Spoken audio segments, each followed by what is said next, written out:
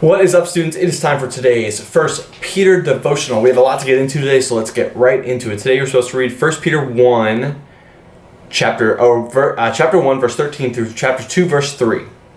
It starts off the chapter with the word therefore. Therefore is always an important word of the Bible because you need to figure out what it is there for. Simple tool to remember that.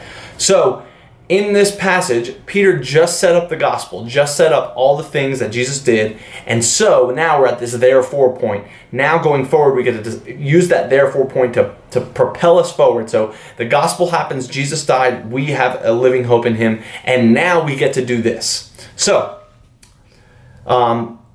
because of this, therefore, because now he's telling us what we need to do and how we're supposed to live in certain ways, he's saying prepare your minds.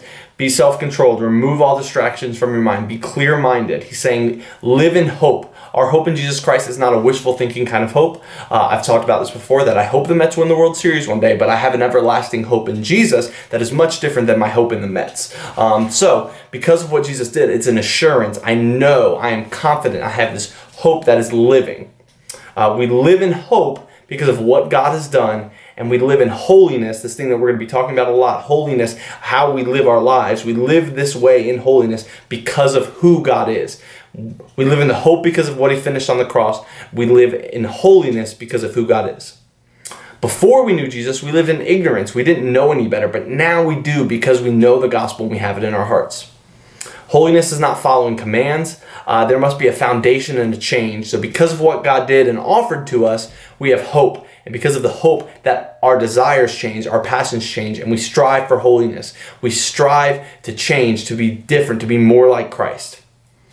All right, so in verse 17, Paul references fear and judgment. Peter's combining the ideas of the Old Testament God and the New Testament God because he's still the same God. So sometimes we look at God in two extreme ways. The Father that is great, that has his grace and will cover our sins so we can do whatever we want, or the God that's judging and is going to punish us when we sin.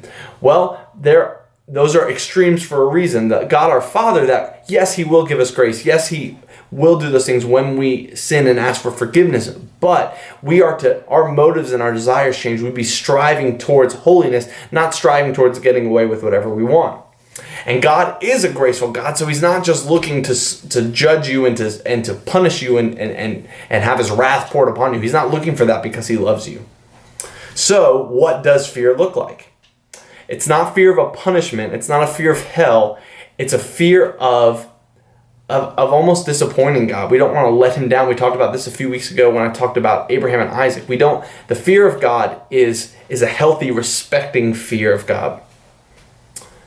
So then he talks a little bit about love in verses 22 through 25. He says, now that you've purified yourselves, love. Now that you have changed, love one another, love others.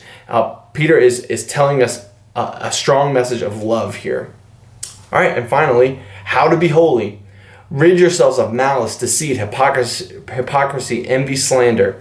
Because you know what God has done for you, pursue it, crave it, have your desires and your motives and your heart changed as someone who wants to live in holiness for God. So that is our devotional for the day, and we will see you on the next one.